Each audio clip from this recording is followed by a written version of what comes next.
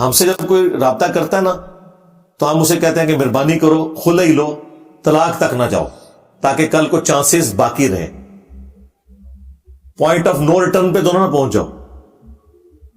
خلے میں تو چانسز ہے نا کہ وہ واپس اس طرف آ سکتے ہیں۔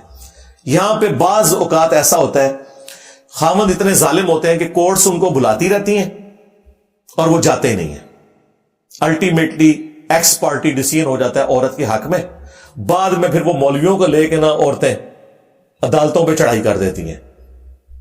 وہ پچھلے دنوں آپ نے دیکھا ہے ہمارے جو کراچی کے مفتی صاحب ہیں بڑے غصے میں آئے ہوئے تھے، چونکہ فقہ حنفی میں خلا ہے ہی کوئی نہیں ہے۔ ہاں یہ بڑا خطرناک معاملہ ہے۔ فقہ حنفی میں یہ ہے کہ خلا نہیں ہوگا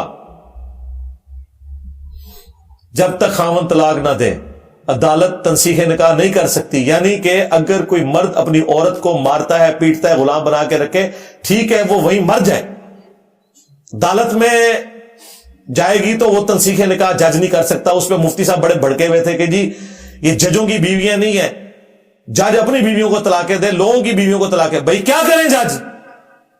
تمہارے غنڈے قسم کے جو حنفی عوام ہیں اور غنڈے قسم کے جو حنفی مولوی ہیں وہ اپنی بیویوں پہ ظلم کرتے ہیں، طلاق بھی نہیں دیتے، تو ان کی سنوائی کہاں پہ ہوگی؟ خلا عورت کا اتنا ہی حق ہے جتنا مرد کا طلاق دینے کا حق ہے۔ نہیں اگر دے رہا مرد طلاق، عدالت میں جائے گی، عدالت میں اگر وہ نہیں جاتا ٹھیک ہے ون سائیڈڈ ڈیسیژن ہو جائے گا۔ لیکن اس میں وہ دو نمبری نہیں ہونی چاہیے جو بعض عورتیں وکیلوں کو ساتھ ملا کے، عدالتوں کو ساتھ ملا کے نا کسی ڈمی ایڈریس کے اوپر نا وہ سمن جاری کرواتے رہتے ہیں۔ سمجھ رہی بات کی؟ خاوند بیچارے کو پتہ ہی نہیں ہوتا، اس کو تو اس دن پتہ چلتا ہے جس دن عورت جو ہے نا وہ فارغ ہو چکی ہوئی ہوتی ہے، وہ پھر پیٹتا ہے کہ مجھے یہ بھی نہیں ہونا چاہیے، یہ ذہن میں رکھیے گا۔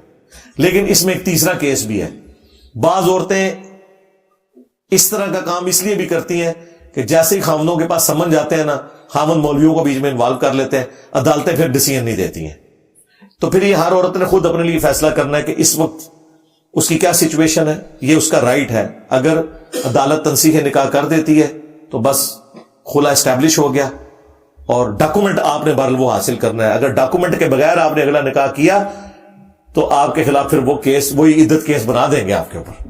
ہاں یہ ذہن میں رکھیے گا۔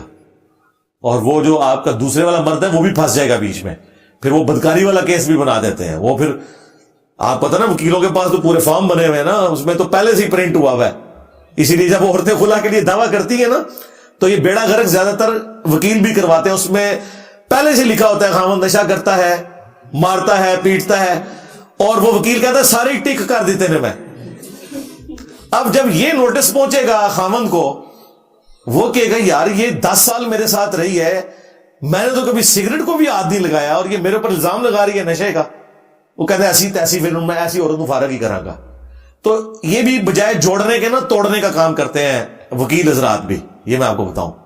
اور اس میں بعض کا ججز بھی شامل ہوتے ہیں، اور بھی بڑی غلیظ قسم کی خبریں بھی ان لوگوں کی نکلتی ہیں، ججز کی بھی اور وکلاء کی بھی، وہ ایک الگ سے معاملہ ہے۔